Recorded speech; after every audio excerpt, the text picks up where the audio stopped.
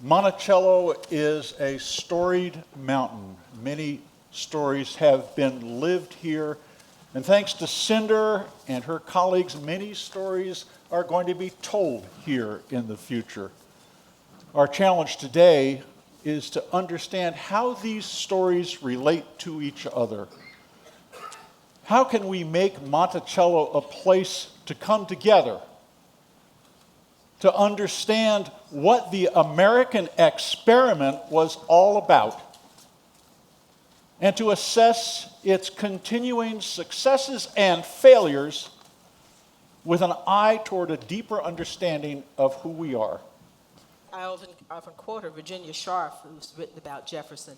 The first time I met her, she said something that I think, I had been trying to do just myself, but I thought I valued in other people. She asked the question, what if everybody in Jefferson's life mattered?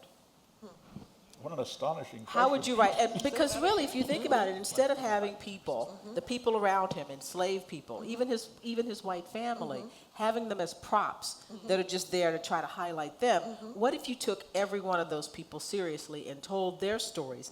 Then, even if you were just interested in Jefferson, you would see him in a different light if the people around them had the power that they actually did have in their life. It's not a sentimental thing, it's the reality of trying to get at how these people lived. So you're right, it's this notion that if you can get everybody's story together, the story becomes real. And those are the stories that we have to try to tell, and what they've been trying to do here.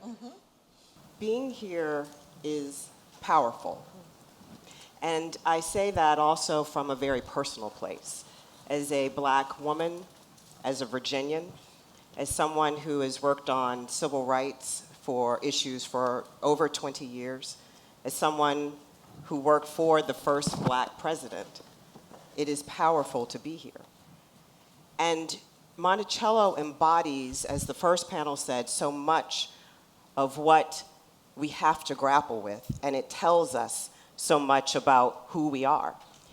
And the DNA of America, Marion talks about the great birth defect. The DNA of America embodies slavery and race and the poisonous fruit, and we have to call this out, the great white supremacy myth.